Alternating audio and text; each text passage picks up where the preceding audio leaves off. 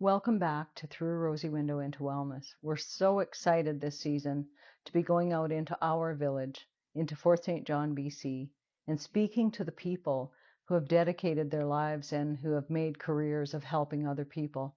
Join us as we speak to some of the wonderful people who are looking after our mental health and well-being.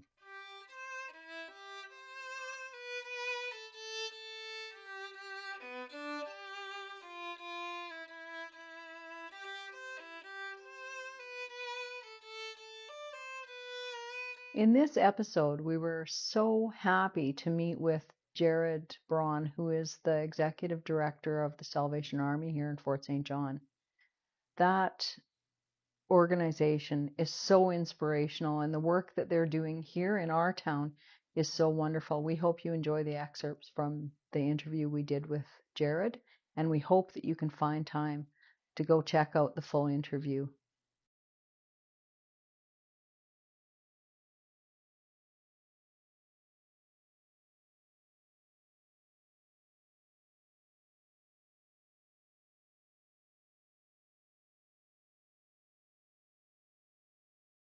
I often say we stand on the front lines of serving probably the most vulnerable in our community, but the most vulnerable can be all different ages, ethnicities, backgrounds, religions, and so it is a pretty broad spectrum that we serve, but primarily our work is involved with those that are struggling with poverty, with hunger, with homelessness, and unfortunately, there's a number of people that are seniors that we're serving, um, families, young families, and as well as individuals. But the ages range all the way from infant to senior of those that we're involved with providing care for. In Fort St. John, we operate a number of different programs. We have a community thrift store. That's one of the first programs that we had in the community starting back in the early 1980s. And the thrift store offers great, affordable clothing and household items to anybody in the community, making it a fun shopping experience. People always say it's a great place to come and look for treasures. But it's not just about the shopping experience, because the thrift store is a regular revenue generator for all of our community and family services. It really helps complement and support our fundraising initiatives.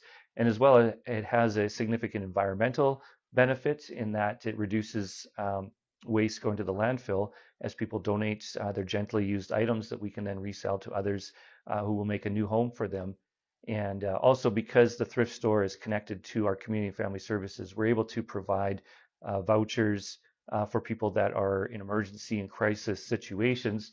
So whether it be clothing and household items that they need for their families because they've gone through a household fire or a family breakup or unemployment, we're able to provide some of those resources in partnership with our community and family services.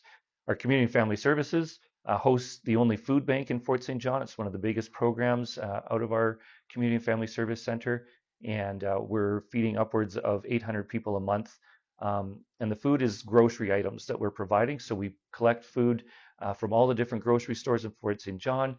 We as well are supported through the generous contributions of people in the community that do food drives.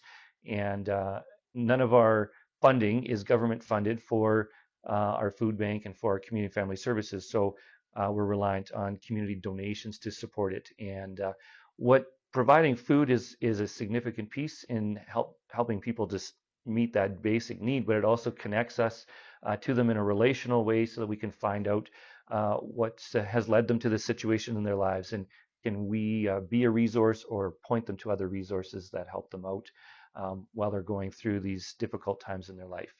And so we also provide referrals to other programs in the community, and work with many other partners, churches, other nonprofits, the health authority, as people are going through some very vulnerable situations in their life, to serve them through our community and family services.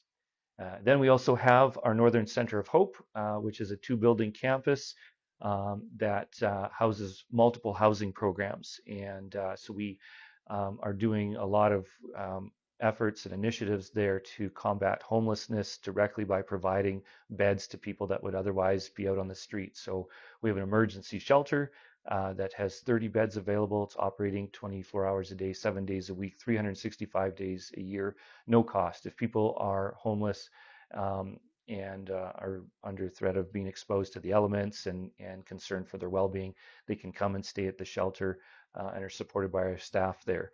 In the same facility, we also have 2 transitional housing programs, and these programs are there to help people transition from the shelter or from the street into either market rent or other community housing programs. And so they're a transition space, giving them a little more dignity and independence while still having the staff support. And all those programs have meal support as well, so people can get at least a lunch and a supper every day. The shelter residents can get breakfast as well. And then we also have a newer facility that is a supportive housing building, and that has 42 independent suites in it that provide long-term housing options to those that are either homeless or under threat of homelessness. And the eligibility criteria for supportive housing is people that are dealing with physical health, mental health, and addiction challenges, which are often the barriers to people getting into market rent. And so we are providing a very stable, safe, secure, supported housing option for them right here in Fort St. John. And so we have a lot going on. We have a big staff team that supports all these programs. We're over 70 staff, hundreds of volunteers that are involved in what we do. And it's a privilege to serve our community in this way. The needs that we meet are incredibly important in relation to mental health. Uh, any of us knows what it's like when you have got a little bit hungry and how that can very quickly drain your mental, physical, energy, resources. Um, sometimes people talk about just the anger that might rise up because I haven't eaten breakfast yet. And so the fact that we provide food to hundreds of people is a significant piece in helping them to maintain mental health. Most people that are coming to us are in crisis, and they're feeling anxious, they're feeling depressed, they are worried. And so when we can let them know, hey, your food is taken care of. You don't have to worry about going hungry. That can give a sense of peace and settledness and security that really helps bolster people in working through the different challenges they're facing. Same thing with those that are suffering with homelessness and dealing with addiction issues. When you don't have a place to sleep at night, that will cause a lot of concern, and it can easily spiral out of control. But the fact that we have beds available and that we will make sure that you have a warm and a safe place to stay, that you have staff that are there to meet with you and take care of you, to me, those are incredible triumphs and wins that we're able to do in meeting some of the needs related to mental health in our community. A big part of our work is that we are a Christian organization, and so we take people's spiritual care really important as well. We have a part-time chaplain who works with us, and he just takes the time to be present with people, to sit down with them, to hear their concerns, what the hurts on their heart are, asks how he can pray for them, and just really provides a visible, a personified expression of what Jesus would do for people, and in simple acts like that of just giving people the dignity of attention helps lift their spirits. And so, to me, those are ways that we triumph in supporting mental health in Fort St. John. In my conversations with people, when we talk about the needs that are in our community, and sometimes people who've been in Fort St. John a long time struggle to see a lineup in front of a food bank or to see a group of people in front of a shelter. and feel like, how did this happen in our small, warm and welcoming and energetic community? We're known as the energetic city. And what I remind them of is the reality of poverty, of hunger, of homelessness. It's not unique to Fort St. John. It is in every community our size and bigger, for sure, smaller as well, in BC, in Canada, around the world. These social issues are everywhere. And I think what is unique to us is we are quite a northern community. And so some of the challenges we face just in relation to being a bit more remote, not maybe having access to as many resources as a larger community might, does sometimes amplify some of the challenges that we're confronted with. And then, of course, just the elements, the fact that we get long, cold winters can be very difficult on people, both just in dealing with the cold in their bodies, but the long or the short days that we have in summer, and long days in winter, where it's just is so much darkness, that can really wear down on people. Whereas others maybe living further south might not deal with some of the same things to that degree. But in relation to the work that we're doing in providing the tangible needs for people, the fact that we're part of the Salvation Army, we serve in over 400 communities across Canada, that speaks to the fact that these needs are everywhere. And when we think globally as well, our organization's involved in over 133 countries and has been operating since 1865. So the work is everywhere, and the need is big, but our organization is honored to stand on the front line of serving those needs. Having the right people, equipping them, pointing them in the right direction, and really standing together as a cohesive team, fulfilling our mission and living by our values and pursuing our vision, that can be probably one of the biggest challenges, but also one of the biggest rewards in the work that I'm a part of and that we get to do. It's so wonderful to speak to a person like Jared, who's involved with a large organization. And we have so many organizations, associations across the province and across the country and that span the globe. But we also have those wonderful people that are in private sector that are finding ways to reach out and become international as well. I spoke to such a person, Sabrina Trobak from Trobak Holistic Counseling Services here in Fort St. John, has a wonderful practice here, and she's also found a way to extend herself to reach out to so many more people. And I sure hope that you enjoy the excerpts from this interview as much as I enjoyed speaking to her. So the group of people that I generally work with are people who are seeking out and wanting to address their mental health. So we try to work with anyone who wants to deal with anything from anger to anxiety to more significant mental health to addictions of things like alcohol, drugs, social media. Anyone who's really wanting help, we try to work with and support. So I was a teacher for over 20 years. I was mainly a learning assistant or a special ed teacher, working a lot with younger kids and a lot with smaller groups, and I really enjoyed it. As my career continued as a teacher, I moved into becoming a school counselor and went to a workshop in Fort Nelson, BC, where Tony was actually the presenter. And at the end of his 3-day workshop, I realized this is what I want to do. So the model of therapy that I practice in counseling, I learned from a man named Tony Martins who lives in southern BC. At the core of the model of therapy is the idea that everything comes back to our core belief, and that we're constantly trying to prove to ourselves that what we believe about ourselves is true.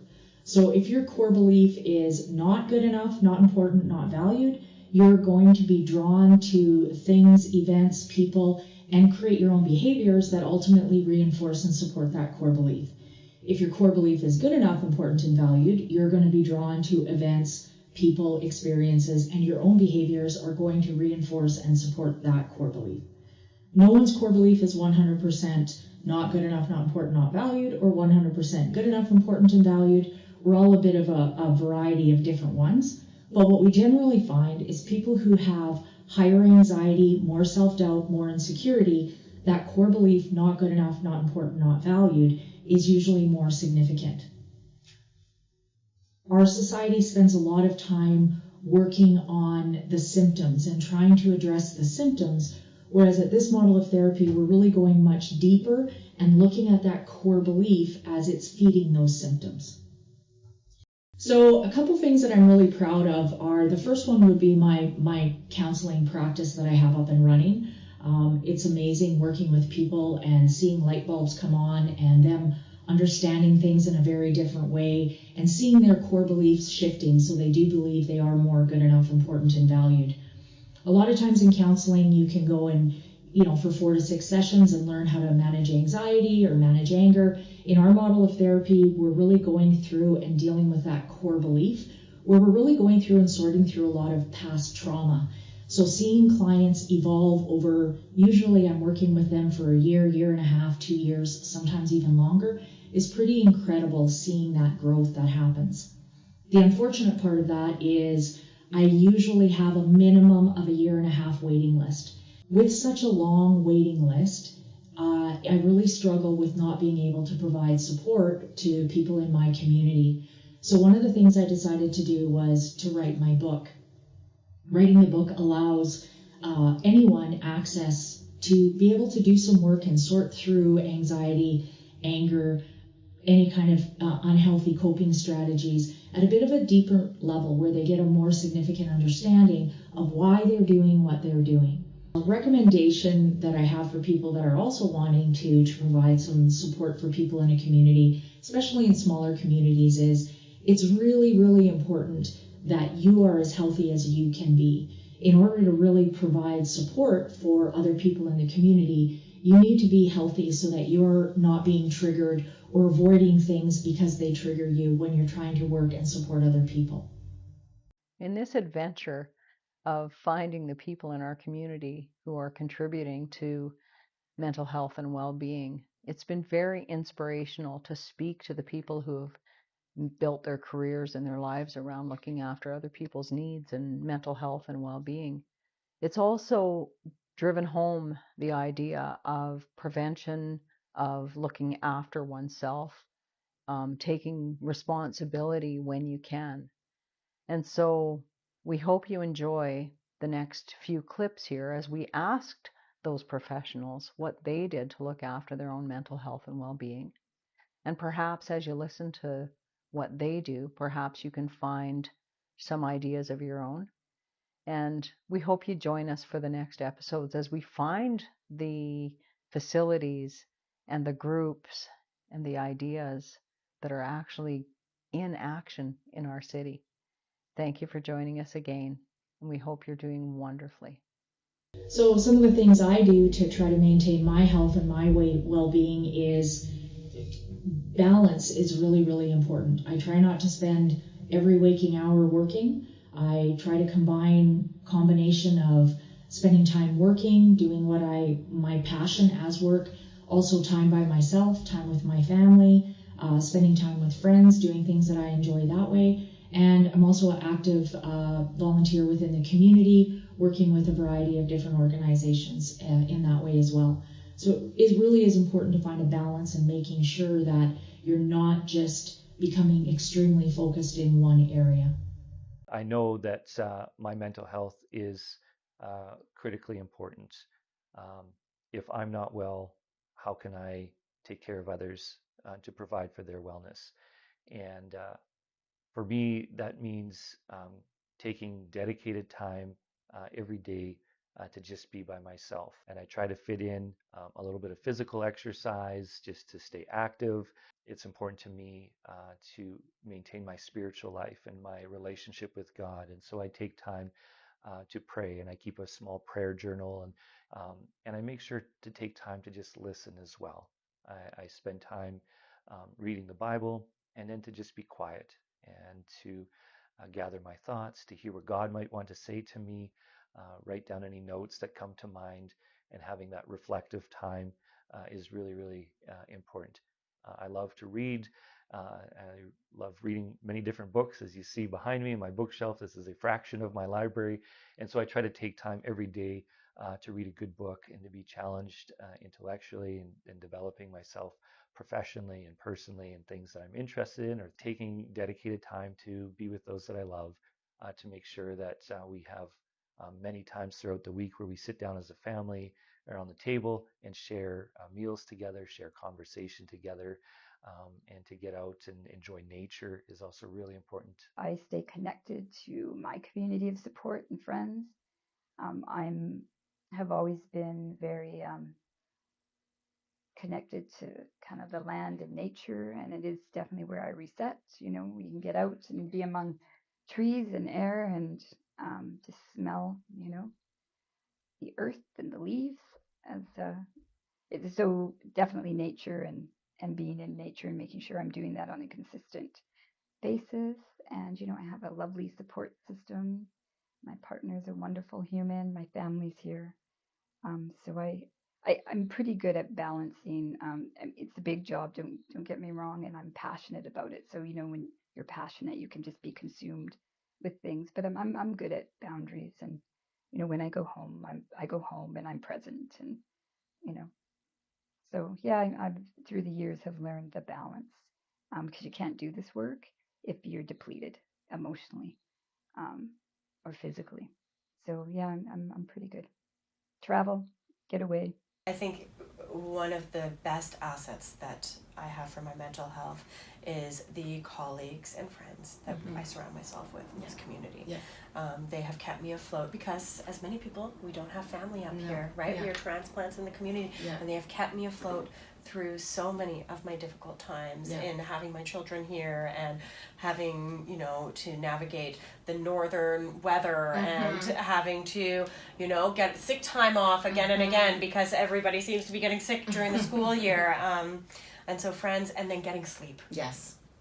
Yeah. If you can get good sleep in your life, it will profoundly change multiple areas of your world. Yeah. And I know it's not easy for everybody, but if you can prioritize and you can nail down good sleep, there are exceptional mental health outcomes.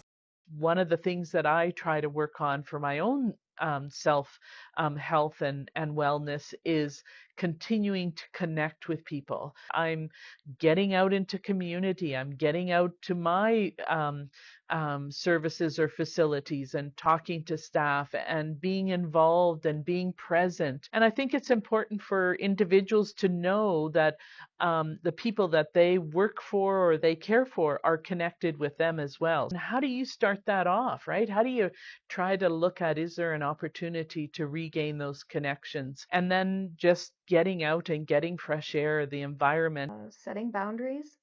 I learned that many years ago from many leaders that I had.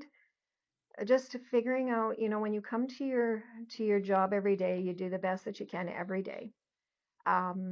Go home knowing at the end of the day that you did what you could do in that time. Learning I'm taking right now, it's called Healthy Me. It's a course I'm in that's actually put on through the psychiatrists in Fort St. John. So they've created this program, and it just talks about being mindful, taking time for yourself, being present with what you're doing with every day, and not sweat the small stuff. I have a dog, so we go out for walks. I have my husband, you know, we really just it's low key when we go home.